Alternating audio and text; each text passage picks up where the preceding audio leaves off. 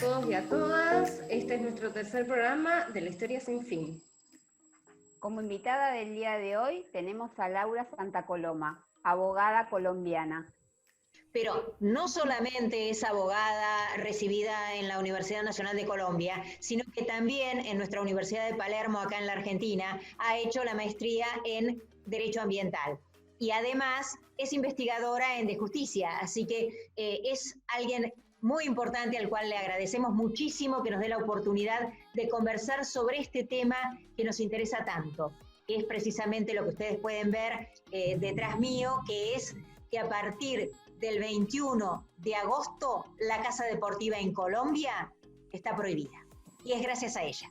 Bueno, buenas tardes, muchas gracias por la invitación. Para mí es un honor poder estar acompañándolos esta tarde. Y bueno, muy contenta porque finalmente, después de casi 3 años de proceso, inició efectivamente la prohibición de la caza deportiva en el país, en Colombia. Bueno, Laura, contanos, ¿cuáles fueron los pasos que llevaron a la declaración de la inconstitucionalidad de la caza?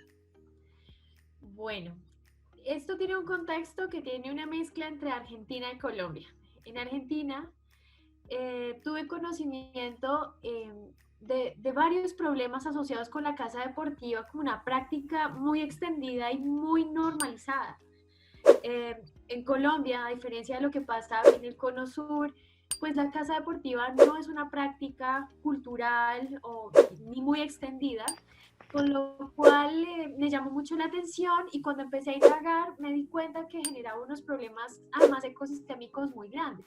Conocí el caso de un coto que me parece que era en La Pampa, ya no recuerdo bien, en donde además abandonaron el coto, habían introducido especies y cuando lo abandonaron estas especies quedaron libres y generaron un desequilibrio ambiental muy importante.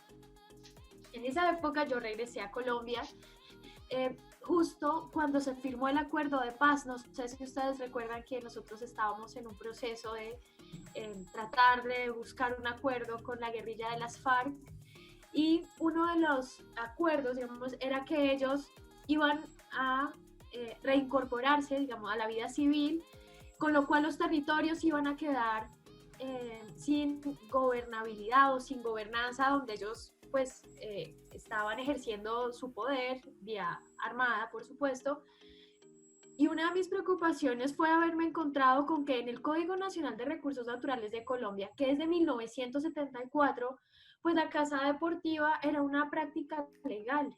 Entonces, en la medida en que ya no había guerrilla, que era básicamente lo que mantenía los bosques, a buena parte de los bosques colombianos, entre comillas, protegidos, digamos, de actividades extractivas, porque pues el tema de violencia finalmente generaba como ese efecto colateral, y es que la gente no se metía en los bosques porque estaba la guerrilla. Cuando quedaba desprotegida, pues entonces prácticas como esta, la caza deportiva y el establecimiento de cotos de caza, pues era una opción muy real. Así que en todo esto dije, bueno, voy a tratar de hacerle una demanda de inconstitucionalidad, porque además cuando leí de qué se trataba la caza deportiva, pues tal y cual está definida en el Código Nacional de Recursos, o estaba definida en el Código de Recursos Naturales en Colombia, se definía como la que se hace para recreación sin ningún otro fin. Yo decía, ¿cómo puede la caza? O sea, ¿cómo se puede alguien recrear, divertir? ¿Y cómo puede ser esto denominado como deportivo? Digamos, el deporte para mí tiene una connotación, y creo que constitucionalmente incluso la connotación de deporte es completamente diferente. Entonces, decidí hacer la demanda, presenté la demanda, la Corte la estudió y justo como estaban en el proceso de evaluar las normas que hacían aplicable ese proceso de paz, se demoró muchísimo tiempo, se demoró casi un año, cuando es una demanda que normalmente se demora en resolver 4 meses. Así que a mí se me había olvidado, debo admitirlo, y un día yo me desperté y vi mi WhatsApp así lleno de mensajes, llamadas, como desde las 5 de la mañana me estaban llamando. Y pues claro, había periodistas que estaban diciendo que hoy, o sea, ese día se fallaba la sentencia que iba a decidir si se prohibía o no la caza deportiva en el ordenamiento jurídico, ¿no?, completo en el país. Entonces, bueno, fue un día lleno de emociones, de medios. Yo nunca había estado en ningún medio, ni siquiera imaginé que algo de eso pudiera llegar a pasar. Fui hasta la Corte Constitucional, me encontré con que además había ya 2 grupos activistas de animalistas muy fuertes, también reclamándole a la Corte que prohibiera la caza deportiva, diciéndole al Ministerio de Ambiente que apoyara la prohibición de la caza deportiva. Y bueno, finalmente nos dieron la buena noticia que se prohibió. Así que pues fue un día muy emocionante y ese fue más o menos el proceso como que viví. ¿Cómo fue el día después? El día después de que se hizo la sanción, ¿cómo se vivió en Colombia y cómo reaccionaron los sectores que obviamente tenían alguna retribución económica a partir de esta actividad? Bueno, hubo un par de periodistas que no se sintieron muy a gusto con la noticia, entonces me llamaron y uno, me acuerdo que me dijo algo así como de uno de los principales medios radiales además del país, me dijo: ¿pero quién cree que es usted para prohibir la caza deportiva en el país? Y yo le dije: no, yo no, o sea, yo hice uso de las herramientas de acceso a la justicia que hay en el país, y quien decide eso es la Corte Constitucional. Entonces yo esa pregunta se la puedo dirigir a la Corte Constitucional. Yo ahí, digamos, en esa decisión no tengo nada que ver. También hubo algunos comentarios difíciles, justamente pues porque este es un país que además también estaba en un momento crítico, en donde empezaron a mencionar como los problemas que potencialmente podía generarse o que incluso se estaban generando por los permisos para el porte de armas para la caza. Entonces fue como un momento un poco tenso, pero luego de eso ya creo que solamente he recibido 3 comentarios como muy violentos, pero no me he sentido amenazada, digamos, en ningún momento, pero sí como con mucha, no sé, enojo. Y después de eso, creo que el país recibió con mucho gusto la prohibición de la caza deportiva. ¿Qué efectos tiene en la práctica esta declaración de inconstitucionalidad de la caza deportiva? Bueno, cualquier norma, digamos, yo evalué las 2 principales normas que hablaban de caza deportiva, que es el Código Nacional de Recursos Naturales, que ya les conté que es una norma de 1974, y el Código de Protección Animal. En Colombia tuvimos la suerte de que en 1989, antes de la Constitución Política, pues ya había un Código de Protección Animal. En las 2 normas se mencionaba que la caza deportiva pues era una práctica perfectamente legal, y era incluso como una de las apuestas para la, ¿cómo es que le dicen? El uso sostenible de la fauna, digamos. Entonces, porque pues hay una licencia ambiental, esa licencia ambiental pues se paga para poder realizar esa práctica. Entonces, digamos que era como una estrategia. De hecho, varios de los que estaban inconformes con esta prohibición decían que es una estrategia incluso de conservación y de promover el uso sostenible, digamos, de la fauna. Que bueno, yo claramente no estoy de acuerdo con eso. Entonces la Corte dice en su sentencia que se va a prohibir la caza, mejor que esas normas que demandé, de tanto el Código de Recursos Naturales como de Protección Animal, pues ya deben quedar por fuera del ordenamiento jurídico colombiano. No son compatibles con la Constitución política y por lo tanto, la única manera de que algo así pueda volver a revivir es que cambien la Constitución. Ya hay una interpretación que es precedente judicial y dio un plazo de 1 año para que las personas cuyos ingresos dependían de esta actividad, que estaban organizadas alrededor de esta actividad, como los colegios de tiro y caza, etc., entonces cambiaran incluso su nomenclatura, porque la caza deportiva ya no es en ningún caso una actividad legal. Entonces es como decir, no sé, restaurante y cafetería de cocaína. No sé, no, es ilegal, ya no puedes Sí, tener. perdón, ¿Sí? es como nosotros después de la 27330, que es la ley de prohibición de carrera de perros, había en nuestro país ONGs, organizaciones y demás, y clubes y demás de galgueros que hoy son ilegales. Exacto, exacto. Hoy en día todo es ilegal. ¿Y cuál es el efecto de eso? Además, hay otro antecedente muy importante y es que en 2015 salió una nueva ley que es la 1774 que modificó el Código Civil colombiano y lo que dijo es que los animales no son cosas, sino que son seres sintientes. Entonces, además, en esa misma ley también se reformó el Código Penal y entonces, en este momento, si se practica caza deportiva, esa práctica está dentro de los tipos penales que se establecieron en esa ley, con lo cual puede ir desde una sanción ambiental hasta la cárcel. Laura, ¿cuáles son los pasos a seguir tras la declaración de inconstitucionalidad? ¿Y cuál es la pena que pretenden?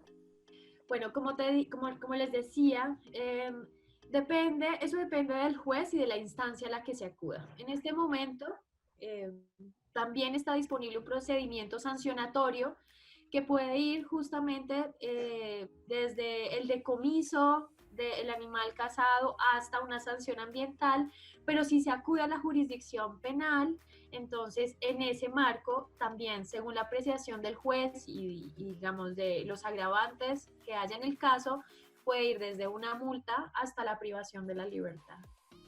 O sea, ¿cómo hago yo si veo a alguien que está cazando desde el punto de vista deportivo? ¿A quién denuncio? ¿Cómo denuncio? ¿Cuáles son los pasos que tengo que realizar? Puedes ir directamente a la autoridad ambiental o a la policía o a la fiscalía si directamente quieres hacer la denuncia. En cualquier caso, como hay un delito de por medio, la autoridad ambiental y la policía están en la obligación de informarlo y de establecer la respectiva denuncia. Pero principalmente son estas tres autoridades ante las cuales se puede acudir. Ahora, acá en Bogotá, pero eso solamente pasa acá en Bogotá, hay un instituto de protección animal, pero lo que se busca es que ese instituto se replique en todo el país. Es, digamos, una novedad que solamente está acá en esta ciudad, pero hay interés de que vía una política pública nacional que se supone que se está trabajando, pues este tipo de institucionalidad se extienda a todo el país, por lo menos a las principales ciudades. Sí, creo que esa era una de las preguntas que nosotros queríamos hacerte porque nos había surgido la duda, porque vimos el nombramiento de nuevo director del instituto y de hecho hemos visto que en Facebook tiene su página, el instituto que acabas de mencionar, pero claro, es distrital, es solamente de Bogotá. No, y ustedes la intención que se tiene, y de hecho hay un proyecto presentado, ¿no? Que todavía no ha tenido tratamiento, según tengo entendido. ¿Qué es el instituto? ¿Cuáles son sus actividades? ¿De qué se trata? ¿Y cuál es la intención de ustedes de extenderlo a todo el país? Bueno, por lo pronto el instituto, lo que yo conozco es una dependencia adscrita a la alcaldía, que en Argentina no me acuerdo cómo es que se llama, pero como Municipalidad. La municipalidad, exacto. Y la función es velar justamente para que no haya maltrato de los animales y mejore, digamos, la relación entre la sociedad, la ciudad, si se quiere, y quienes habitamos en la ciudad y los animales. Entonces tienen campañas muy fuertes de adopción, de esterilización y de cuidado y rescate de animales en situación de calle. Bueno, y además de atender también las llamadas por maltrato animal. Ah, o sea que ellos también recepcionan denuncias por... Sí, tienen facultades y la trasladan tanto a la policía como a la fiscalía si es necesario. Sí. Hacen de receptor y de intermediario y de derivador en el caso de que sea delito o que sea otro tipo de infracción. Exacto. Laura, ¿cuáles son las especies que se incluían en este coto de caza? O las más comunes que la gente estaba habituada a hacer este tipo de prácticas, a cazar. Entonces, había una especie mayor, que era el venado de cola blanca, y 5 especies menores, que eran el pato barraquete, el pato pisingo, la perdiz común, la torcaza y la paloma silvestre. Estas eran las especies. Esas son las especies que a partir del 21 de agosto están prohibidas ser cazadas desde el punto de vista deportivo, y esto aclaro y lo reitero desde el punto de vista deportivo, porque hay otro tipo de caza en Colombia que sigue vigente, obviamente. Tengo entendido que hay como 6, o había como 6, y ahora hay solamente 5 permitidas, ¿no? Sí, exacto. Entonces, tenemos, digamos, en el ordenamiento, en el decreto del Código Nacional de Recursos Naturales, estaba la caza de subsistencia, que es la caza que básicamente se realiza para alimentarse a sí mismo o a la familia. Ese está vigente. La caza comercial, que es la que se realiza para obtener un beneficio económico. Está la caza científica, que es justamente para realizar estudios con fines de investigación, estudios científicos. La de control, que es cuando una especie está desequilibrando, sobre todo una especie introducida, desequilibra el ecosistema, entonces se permite la caza de control. Y la caza de fomento, que es la que se realiza para, digamos, capturan los animales para reproducirlos en espacios de zoocría. Y la caza deportiva, que fue la que se declaró inconstitucional. Para todo tipo de caza, digamos, siempre se requirió licencia ambiental. Y lo que pasaba es que para la caza deportiva no tenemos registro de que nunca se haya otorgado una licencia ambiental, con lo cual esta práctica además se realizaba siempre en condiciones de ilegalidad. A mí me queda una pregunta por hacerte. ¿Quién hace el contralor o el control de esas licencias de caza? Pues la autoridad ambiental sin duda es la primera llamada a hacer el control, porque además es la administradora de los recursos naturales en el país. Pero además, como ahora también es un asunto penal, todos los ciudadanos tenemos la obligación de denunciar una conducta delictiva, que en este caso vendría a ser la caza deportiva. También les quería contar también un poquito de la sentencia propiamente dicha, porque la Corte Constitucional dice cosas muy interesantes. Dice que cuando es injustificada, la muerte de un animal es un acto de crueldad, pues supone entender que el animal es exclusivamente un recurso disponible para el ser humano. La caza deportiva, en fin, es un acto dañino en cuanto está dirigida a la captura de animales silvestres, ya sea dándoles muerte, mutilándolos o atrapándolos vivos. Entonces, además, esto es una discusión que viene con mucha anticipación desde más o menos el 2010, en otra sentencia muy importante que es la C666 de 2010, donde se discutió la tauromaquia. Y miren ustedes la contradicción: en este país la tauromaquia es una actividad legal, pero la caza deportiva no, pero ahí vamos, con calma, ahí vamos. Y lo que decía es que ahí fue donde inició el principio constitucional de bienestar animal. Entonces, que sea un principio constitucional de bienestar animal quiere decir que todo el ordenamiento jurídico debe estar irradiado por ese principio. Todos debemos acatar ese principio, y el ordenamiento legal también. Entonces, una de las principales discusiones se daba en torno a temas polémicos, como por ejemplo experimentación médica o científica, libertad religiosa, la libertad de alimentación, el control de especies justamente, o manifestaciones culturalmente arraigadas, que justamente esa fue la defensa de la tauromaquia, que era una actividad culturalmente arraigada. En el caso de la caza deportiva, la Corte lo que dice es: no se encuentra necesario aplicar ni siquiera criterios de razonabilidad o proporcionalidad, digamos, extraños, porque la casa deportiva no entra en ninguna de las excepciones que ya el ordenamiento jurídico y constitucional prevén para el maltrato animal. Con lo cual, entonces, les dice, digamos, básicamente esta es una decisión muy sencilla porque ya el ordenamiento constitucional, ya la jurisprudencia de la Corte Constitucional ha establecido las reglas que impiden que el ser humano disponga de la vida y de la integridad de un animal sin que haya una razón constitucionalmente admisible.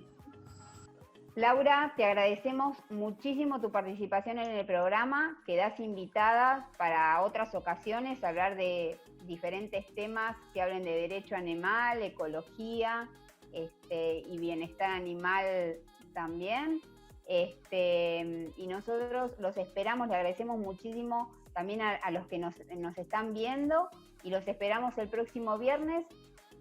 Un programón vamos a tener invitados a Proyecto Galgo y vamos a hablar del cierre del zoológico de Luján. Los esperamos, no nos fallen.